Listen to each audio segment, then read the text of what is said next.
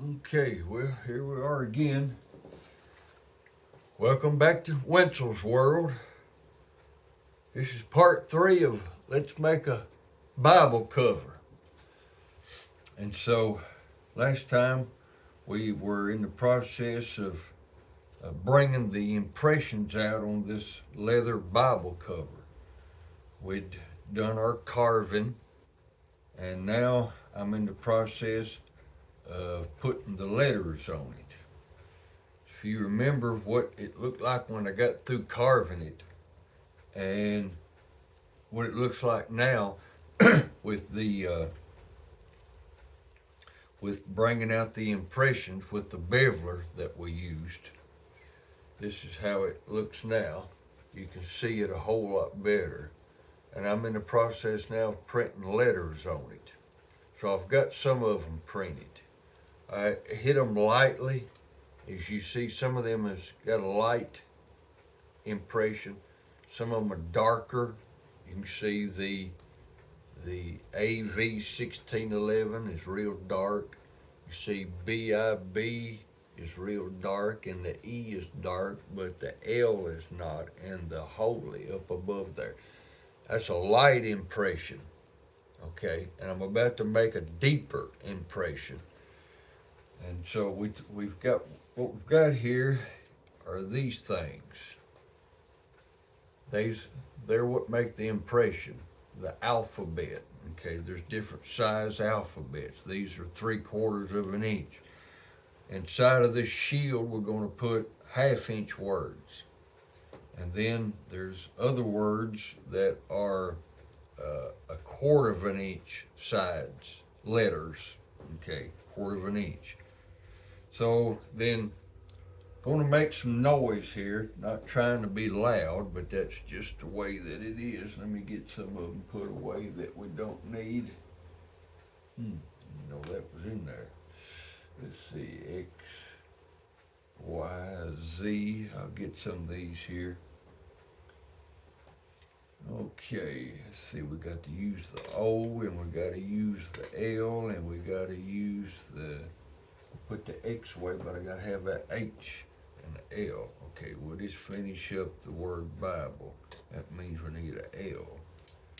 Okay, so since I've got a light impression, it's real easy for me to find it since we got a light impression. Let me make sure that's the L. And there's nothing wrong with making double sure yourself. Maybe you are sure of yourself, but I've made mistakes, and so I don't mind looking again. People say, how long does it take to make one of them? Well, pretty good while. I never have time myself, and I'm not, and I don't charge by the hour. I charge by the job. So anyway, okay, a little bit more.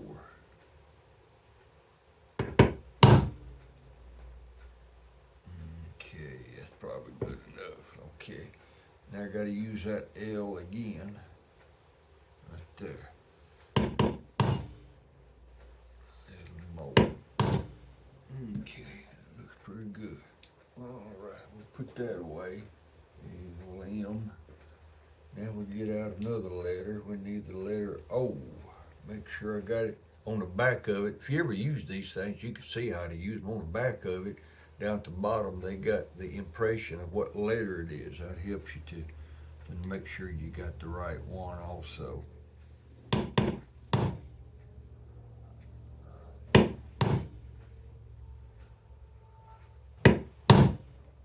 Okay, that's the letter O, so we're through with it.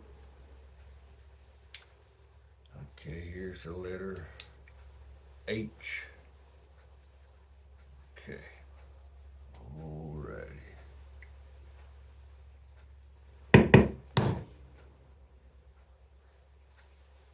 Now they make a little old, I don't know what you call it. It's got a handle to it. You can put these impressions in, and you pull down on it. And I'm sure it probably works better than what I'm doing. I don't know. I never used one. This is the only way I've ever done it. I should have told you something else.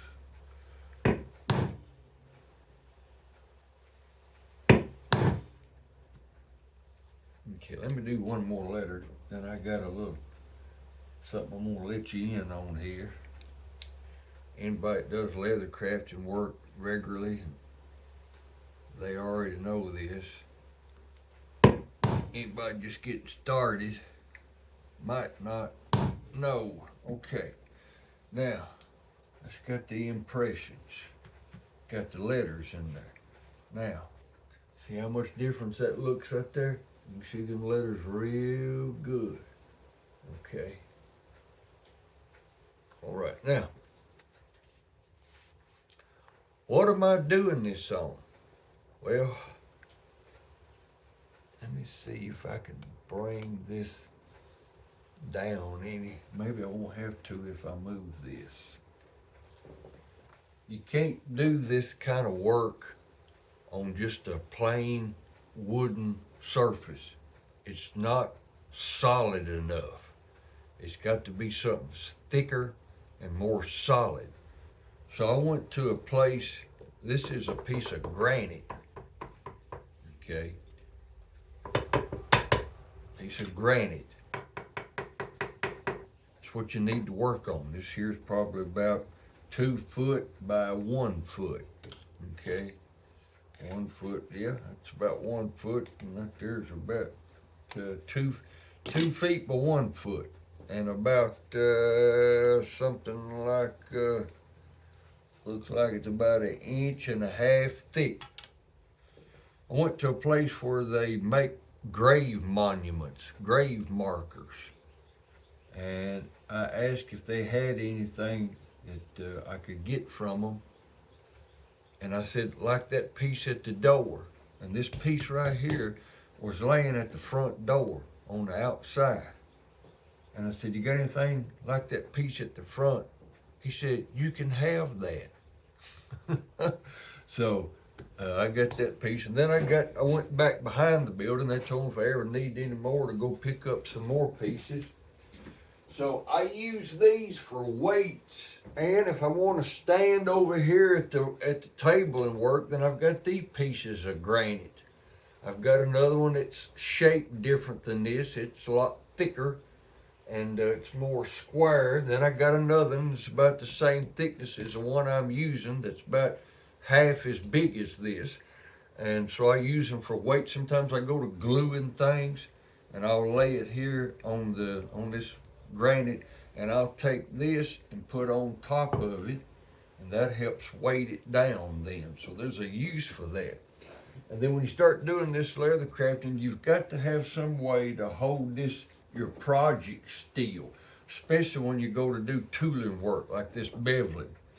So you got to have something to lay on it. So then my brother, he went to an auction. There was a leather crafter by the name of Gator Grissom that passed away. They auctioned off his belongings, and my brother picked up a box of these mallets, this size mallet and a bigger mallet, and then this great big mallet right here all came from there. And he also picked up this thing that looks like a heel. Okay, it's just a piece of steel. And what I use it for is weight. And I put that on the back of it. That's some of that shelving paper. I put that on the back of it so when you go to doing this, you don't have any rust that forms. So therefore then I put that on my project, and when I was going around here with this beveling, that held this piece of leather still, because it'll move around on you. People use little old leather bags. It's full of BBs. That's something that's a weight. I've got another weight that I use. It's this here thing right here. And so it just sits on there, and it helps hold your project down, helps hold it still where it don't move. So you need different type of weights like that also. Okay, well, we're through then with the carving. As you can see, there's the impression that he wanted on the front. And then on the back of it then is the outline of the country of Uganda. And we'll print that in it here, Uganda, where he's going somewhere down here. Then inside of here, he wants the words, the Word of God. So we'll have to use a different size alphabet letters for that, and we'll put that in there. It's the same way. It's me taking the punch, putting it in the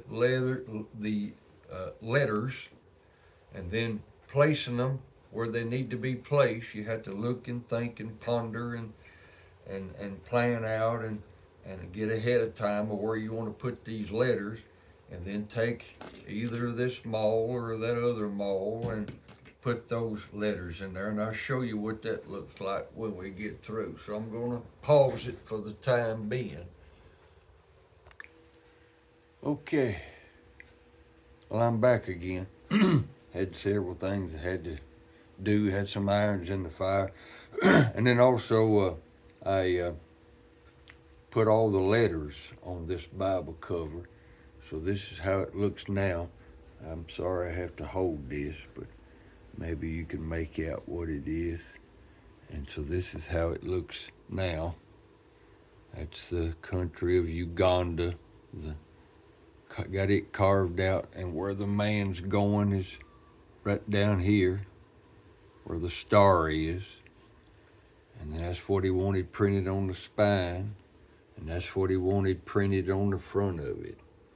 So anyway, okay, well, that'll end this part. So we'll pick up again then on the next part, and the next part will be I'll be painting the letters, okay?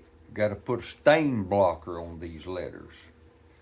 So I won't film doing that, but anyway, that's what will be the next thing, will be on the agenda for having this finished, will be to paint the letters with a stain blocker, product called acrylic Resolene. And so I'll be taking a model card brush and painting the letters. Then that'll block the stain. So when I go to stain over it all, it stain over the entire cover except for those letters. They'll remain this light color. And that way then everything will pop. All those letters will pop. They'll be able to show up. The only letters that'll be stained will be this area that he's going to down here. That's the only thing that's going to be stained over. The rest of it will all be white looking letter. Not white, but natural colored letters. So anyway, that'll end this part, and we'll pick up again on, what is it, part number 4, I think it is. Anyway, I done lost track. So anyway, wife says it's time to eat, so you know what that means. Oh, it's time to eat, and I'm ready to eat. I'm hungry. I got a good appetite. So anyway, you have a good one.